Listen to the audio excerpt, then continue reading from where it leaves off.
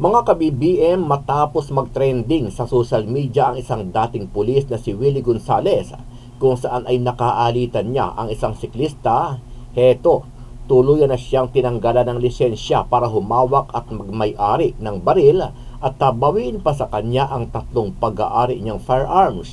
Makikita sa viral video na sinapak at tinutukan niya ng baril ang isang siklista dahil sa away trapiko.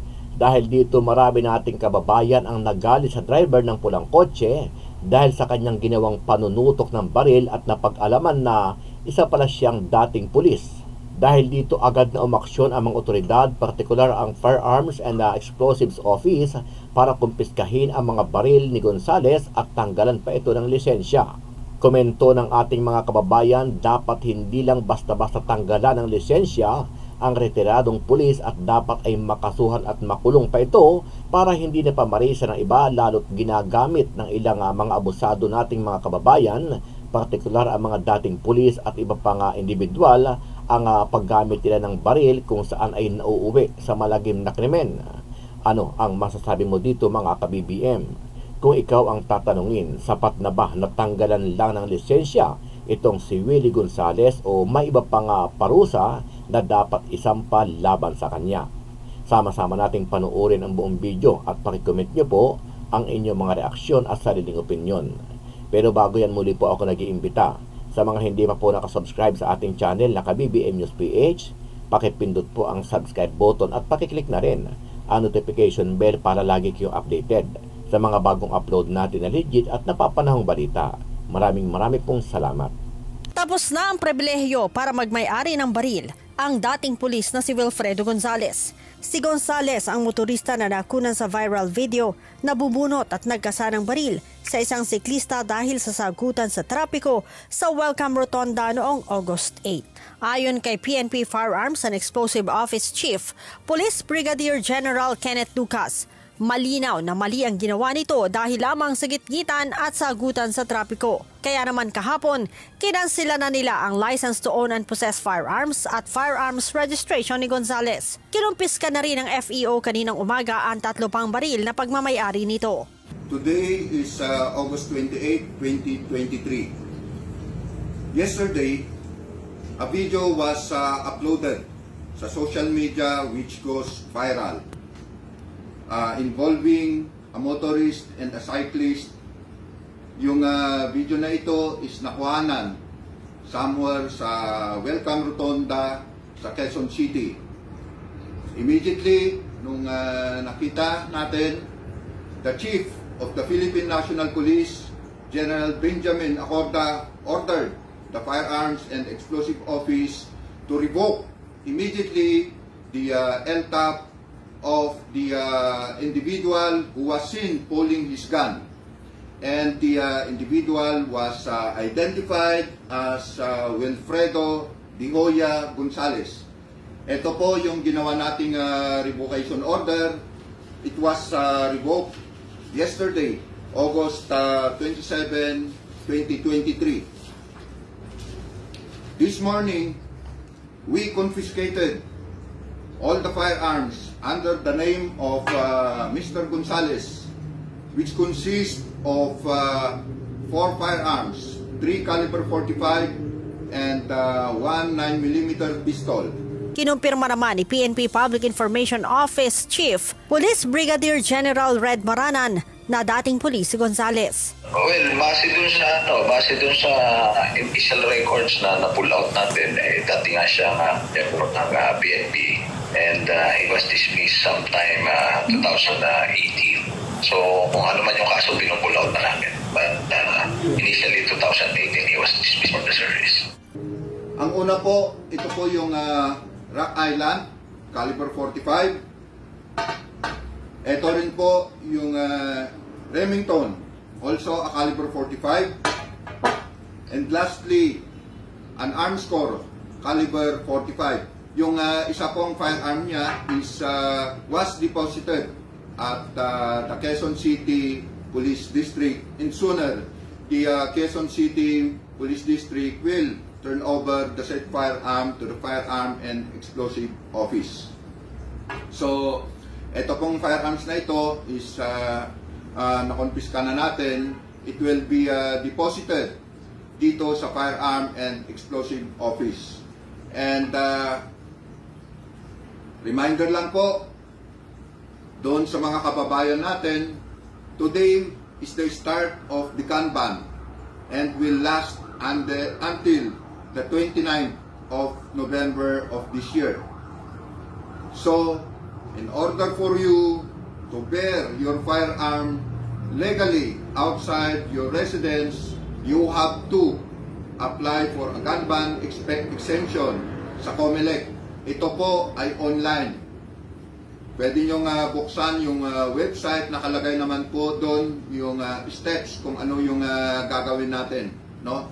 And with that exemption, you can now go to the range or legally carry your firearms outside your respective residences. Na ako yung pinasusunod sa pulis, ako ay agara pupunta sa QCPD para ipaabot ang aking panig. Ang insidente ito ay nangyari noong August 8, bandang alas 6 ng hapon sa Quezon Avenue, malapit sa Welcome Rotonda. Pagkatapos ng konfrontasyon na nakita niyo sa viral video, ako at ang aking siklista ay pumunta kami sa police station kung saan kami ay nagkausap, nagkapatawaran at nagkasundong kalibutan ang nangyari. Kami ay gumawa ng nakasulat na kasunduan at ang kopya ay hawak ko ngayon. Subalit bilang respeto sa kanya ay hindi ko muna ilalabas sa media ang nilalaman nito habang wala pa siyang paintulot na ayon sa aming kasunduan na tapos na ito. Sa oras rin yun, napagtanto ko na isang kamalian na inilabas ko at kinasa ko nga ang baril. Kahit na ito ay hindi ko naman itilutok sa kanya. Dahil dito, voluntaryo kong iniwan ang aking baril sa police station upang malinaw po mapag-isipan kung gusto ko pang mag-aring ng baril sa ilaharap o hindi na. Yun lamang po ang aking masasabi na sa ngayon, maraming salamat po. Pwede po, General. Bibigyan siya ng written statement. So, nasasabi. Yun lang po yung pinakiusap ko sa mga vloggers na kawawa naman yung mga anak ko, mga kapamilya ko, parang kasama-sama ko ng tao na hindi naman mangyayari yun kung hindi ako talaga dumipensa lang din. Pero hindi ko na masabi po lahat.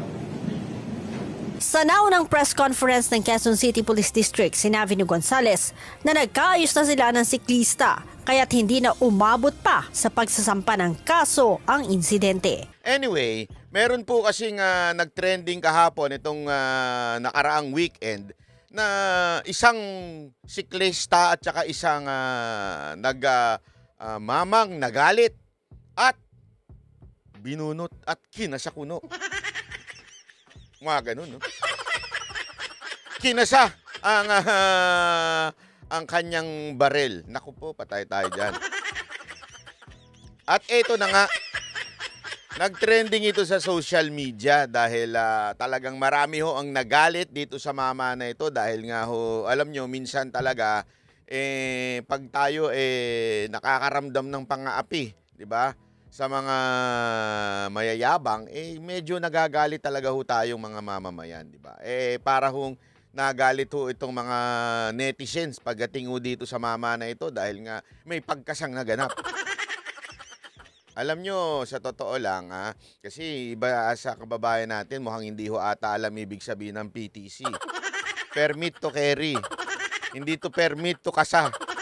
Kasi akala siguro nila PTC. Yung kay kasa. Permit to kasa. Hindi ho permit to kasa ho yan. Permit to carry po yan. Ang ibig sabihin lang po niyan, maaari niyong bitbitin at ang baril po ginagamit lang sa self-defense. Okay? Para ho lang sa kaliwanagan ng ibang mga may PTC dyan. Self-defense po ang baril. Hindi ho yan pananakot o di kaya paninindak at higit sa lahat pagmamayabang. So, para ho lang klaro, nagalit po ang mamamayan. Alam mo, sa totoo lang, sir, kung ako sa inyo, dinaan nyo na lang sa muka. Mukha nyo pa lang, sir, natakot na sigurado ako yung sa siklista, hindi nyo na kailangan kasahan. Hindi, sa totoo lang, Pag ako nakasalubong ko to si Sir. Sir, hindi naman. Nagbabike lang. Hindi nakakatakot ng ano ni Sir. At saka isipin mo may pin pa yan. O, malupit siyang pin na yan. Yan na nagdala dyan, yung pin na yan eh. Sa madaling salita ginajudge sa social media. Naku po, ayan tayo eh.